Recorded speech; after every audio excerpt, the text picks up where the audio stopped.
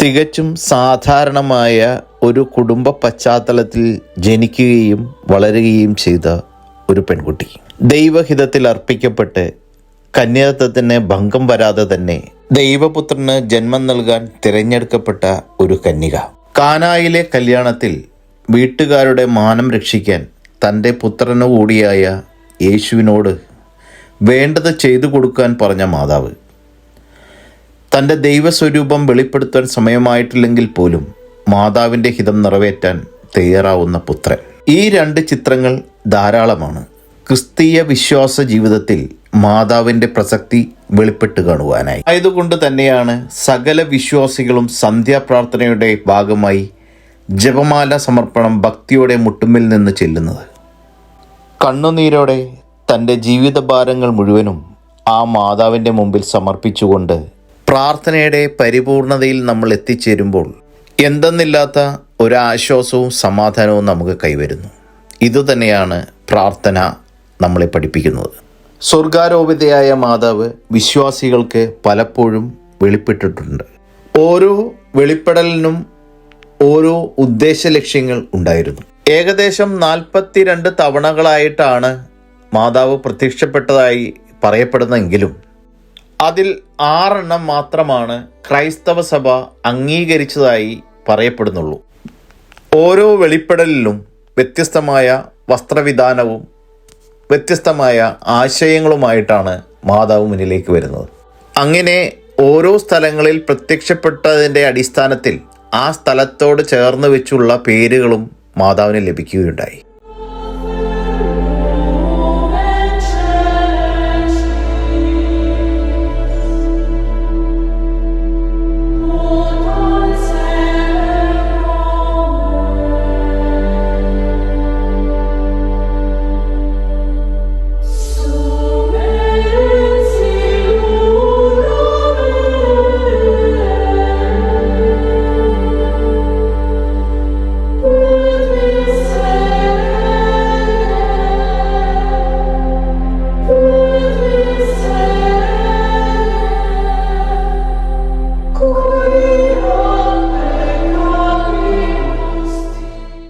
എന്നിരുന്നാൽ തന്നെയും ഇന്ന് നമ്മൾ തിരഞ്ഞെടുത്തിരിക്കുന്നത് അയർലൻഡിലെ നോർക്ക് പള്ളിയും അതിനോട് ചേർന്ന് നിൽക്കുന്ന വിശേഷങ്ങളുമാണ്.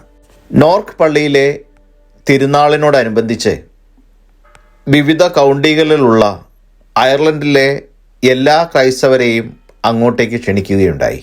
അതേ തുടർന്ന് മെയ് 10 ഞങ്ങളും ആ തിരുനാൾ കർമ്മത്തിൽ പങ്കെടുക്കുകയുണ്ടായി. മലയാളികളുടെ യൂറോപ്പിലേക്കുള്ള കടന്നുകയറ്റം, അത് ഒരു പുത്തൻ ഊർജമാണ് തിരുസഭയ്ക്ക് ലഭിച്ചിട്ടുള്ളത്. വർഷം വർഷം നടത്തുന്ന ഈ ചടങ്ങുകളെല്ലാം കണ്ടുകൊണ്ട് സ്വദേശവാസികളും അതുപോലെ തന്നെ തീർത്ഥാടകരും വായും പൊളിച്ചാണ് നോക്കി നിൽക്കുന്നത്. 25 വൈദികർ ചേർന്നുകൊണ്ടുള്ള തിരുക്കുർബാനയും അതിനോടനുബന്ധിച്ചുള്ള തിരുക്കർമ്മങ്ങളും ഡ്രഗ്സ് എല്ലാം തന്നെ പ്രതിരോധിക്കാൻ പറ്റാത്ത വിധം അഡിക്ഷൻ ആണ് എന്നുള്ളതാണ് അവര് അതിലൂടെ തീർപ്പ് കൽപ്പിക്കാൻ സൂക്ഷിച്ച ഒരു പരിശുദ്ധ മാർപ്പാപ്പയെയാണ് നമ്മൾ ഒരു 12 വർഷമായിട്ട് കണ്ടുകൊണ്ടിരിക്കുന്നത്. ആ മാർപ്പാപ്പയുടെ ചിന്തകള് ധ്യാനിച്ചുകൊണ്ട് കനായിലെ വിവാഹത്തിലൂടെ നമുക്ക് മനസ്സിലായി നമ്മുടെ ജീവിതത്തിലെ കുരുക്കഴിക്കാനും പരിശുദ്ധ അമ്മയ്ക്ക് സാധിക്കും.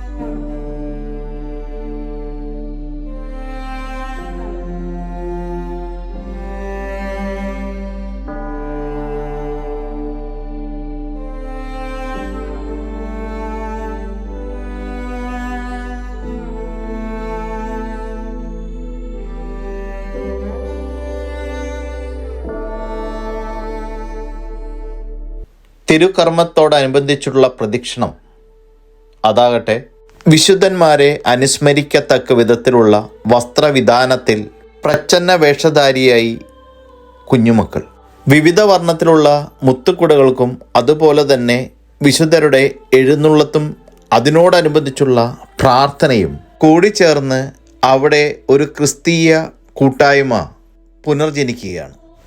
താളബോധത്തിലുള്ള ഹരം ചേർത്തുകൊണ്ട് അസുര വാദ്യം വായിക്കുമ്പോൾ ഏവരും നാട്ടിലേക്ക് ഒരു നിമിഷം അലിഞ്ഞു ചേരും. എല്ലാം ചേർന്ന് മലയാളക്കരയുടെ പൊൻവസന്തം ഇവിടെയും ആവർത്തിക്കപ്പെടുന്നു.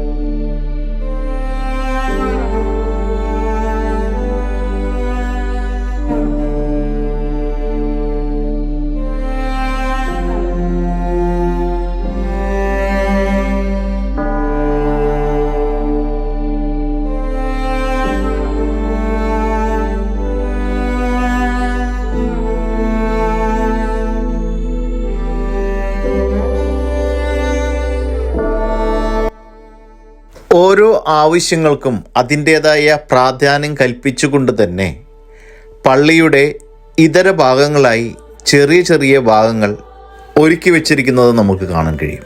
അതിൽ എന്നെ ഏറെ ആകർഷിച്ചത് കുമ്പസാരക്കൂടും അതിനോടനുബന്ധിച്ചുള്ള ചുറ്റുവട്ടങ്ങളുമാണ്. ഭക്തി സാന്ദ്രതയുടെ നിറവിൽ തെളിഞ്ഞു നിൽക്കുന്ന നിറദീപങ്ങൾ വിവിധ വർണ്ണങ്ങൾ നമ്മൾക്ക് സമ്മാനിക്കുന്നു. കുമ്പസാരിക്കാനും തുടർന്ന് പശ്ചാത്താപിക്കാനും തെറ്റുകൾ ഒരിക്കൽ കൂടി മാപ്പിരയ്ക്കാനുമായി അണിയിച്ചൊരുക്കിയിരുന്ന സംവിധാനങ്ങൾ. അതുമല്ലെങ്കിൽ തനിച്ചിരുന്ന് ഏകാന്തമായി ഒന്ന് പൊട്ടിക്കരണമെന്ന് ആഗ്രഹിക്കുന്നവർക്ക് അത്തരം സംവിധാനവും ഇവിടെയുണ്ട്. എത്ര പാപപങ്കിലമായ മനസ്സിനെയും സാന്ത്വനിപ്പിച്ച് പാപമോചിതനായി ഒരു പുതിയ മനുഷ്യനാക്കാൻ കഴിയുന്ന തരത്തിലുള്ള ഒരു അന്തരീക്ഷം നമ്മൾക്കവിടെ അനുഭവിക്കാം. ആ നിറദീപങ്ങളെ സാക്ഷിയാക്കി ഞാനും എൻ്റെ തെറ്റുകൾ ഏറ്റുപറഞ്ഞു പ്രാർത്ഥിച്ചു. എൻ്റെ പ്രാർത്ഥനാ സഹായം ആവശ്യപ്പെട്ടവർക്കും വേണ്ടി കുറച്ചു നേരം ചിലവഴിക്കാൻ ഞാൻ മറന്നില്ല.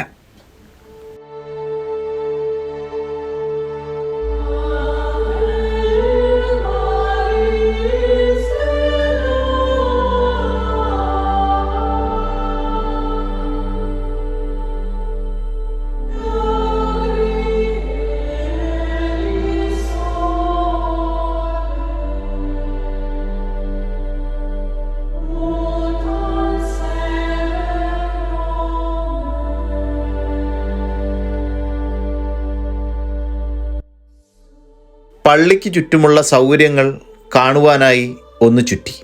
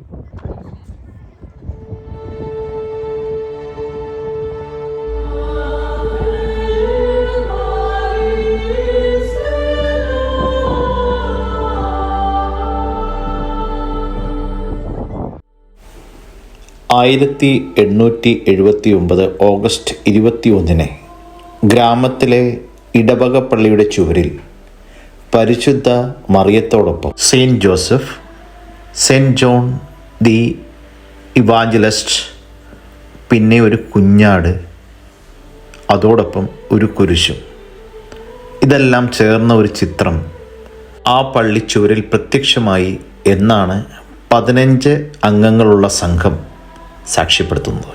അത്ഭുത സ്തംഭരായ ആ 15 അംഗ സംഘം നീണ്ടു നിൽക്കുന്ന മഴയെ തൃണവൽക്കരിച്ചുകൊണ്ട് മാതാവിനോടുള്ള ബഹുമാനാർത്ഥം ജപമാല ചൊല്ലിക്കൊണ്ടേയിരുന്നു എന്നാണ് രേഖപ്പെടുത്തിയിരിക്കുന്നത്. ഇപ്പോൾ കാണുന്ന കലാസൃഷ്ടി പരിശുദ്ധ ദൈവമാതാവിൻ്റെ വെളിപ്പെടുത്തലിൻ്റെ സ്മരണയ്ക്ക് ഉണ്ടാക്കിയിട്ടുള്ളതാണ്. അത് അവർ ലേഡി ഓഫ് നോക്ക് എന്ന പേരിലാണ് അറിയപ്പെടുന്നത്. വെളുത്ത വസ്ത്രങ്ങൾ അണിഞ്ഞ് തലയിൽ ഒരു കിരീടം ധരിക്കപ്പെട്ട രീതിയിലാണ് അത് രൂപകൽപ്പന ചെയ്തത്. ഈ ഐക്കോൺ സ്വർഗരാജ്ഞിയുടെ സ്വർഗീയ ഭരണത്തെയും ലോകത്തിനായുള്ള മാതാവിൻ്റെ മാതൃപരിചരണത്തെയും പ്രതിനിധാനം ചെയ്യുന്നു. നോക്ക് ബസിലിക്ക ഇന്ന് അറിയപ്പെടുന്നത് അയർലൻഡിലെ തന്നെയും രാജ്ഞിയുടെ ബസിലിക്ക എന്ന പേരിലാണ്. ആധുനിക വാസ്തുവിദ്യ ശൈലിയിൽ കോൺക്രീറ്റ് വസ്തുക്കൾ ഉപയോഗിച്ച് 1976 ഇത് രൂപകൽപ്പന ചെയ്തത്. ഇതിൻ്റെ ഇൻറ്റീരിയർ ആകട്ടെ ഊഷ്മളതയും സുഖ സൗകര്യങ്ങളിലും ശ്രദ്ധ കേന്ദ്രീകരിച്ചുകൊണ്ട് മാർബിൾ, ഗ്രാനൈറ്റ്, റബ്ബർ, ഓക്ക് തുടങ്ങിയ വസ്തുക്കളാലും നിർമ്മിക്കപ്പെട്ടിരിക്കുന്നു. മാതാവ് പ്രത്യക്ഷയായ മതിലിലെ കല്ലുകൊണ്ട് നിർമ്മിക്കപ്പെട്ട പുറംഭാഗം തൊട്ടു പ്രാർത്ഥിച്ചാൽ ഭക്തജനങ്ങളുടെ സങ്കടങ്ങൾക്ക് ഒരു പരിഹാരമാകുമെന്നുള്ള വിശ്വാസം ഇന്നും നിലനിൽക്കുന്നു. ആയതുകൊണ്ട് തന്നെ ആ ചുവരിൽ തൊട്ടു പ്രാർത്ഥിക്കാൻ ജനങ്ങളുടെ വലിയ തിരക്കാണ് ഇവിടെ. ഏകദേശം 10,000 ആളുകൾക്ക് ഇരുന്ന് പ്രാർത്ഥിക്കാൻ തക്ക വിധത്തിൽ സജ്ജമാക്കിയിട്ടുള്ള പുതിയ പള്ളിയും അതിനോടനുബന്ധിച്ചുള്ള സന്നാഹങ്ങളും ഒരു കാണേണ്ട കാഴ്ചകൾ തന്നെയാണ്. ഏത് കോർണറിൽ നിന്നും കുർബാന നേരിട്ട് കാണുന്ന തരത്തിൽ വൃത്താകൃതിയിലാണ് ഇത് പണികഴിപ്പിച്ചിട്ടുള്ളത്. തദ്ദേശീയമായ ചില വിശ്വാസങ്ങളും ഇവിടെ നിലനിൽക്കുന്നുണ്ട്. ഫൗണ്ടനിൽ പൈസയിട്ട് പ്രാർത്ഥിച്ചാൽ കാര്യം സാധിക്കും എന്നുള്ള ഒരു ആശയവും ഇവിടെ നിലനിൽക്കുന്നു. 1979 സെപ്റ്റംബർ 30 ജോൺ പോൾ മാർപ്പാപ്പ ഇവിടെ സന്ദർശിച്ചത് ഇന്നും സ്മരണയിൽ ജ്വലിച്ചു നിൽക്കുന്നു. 2018 ഓഗസ്റ്റ് 26 പോപ്പ് ഫ്രാൻസിസും ഇവിടെ സന്ദർശിക്കുകയുണ്ടായി. കന്യാമാതാവിൻ്റെ പ്രത്യക്ഷപ്പെടലിൻ്റെ കഥ കേട്ട നിങ്ങളിലും അത്ഭുതങ്ങൾ ഉണ്ടാകട്ടെ എന്ന പ്രാർത്ഥനയോടെ നിങ്ങളുടെ സ്വന്തം വില്യംസ് വിടവാങ്ങുന്നു.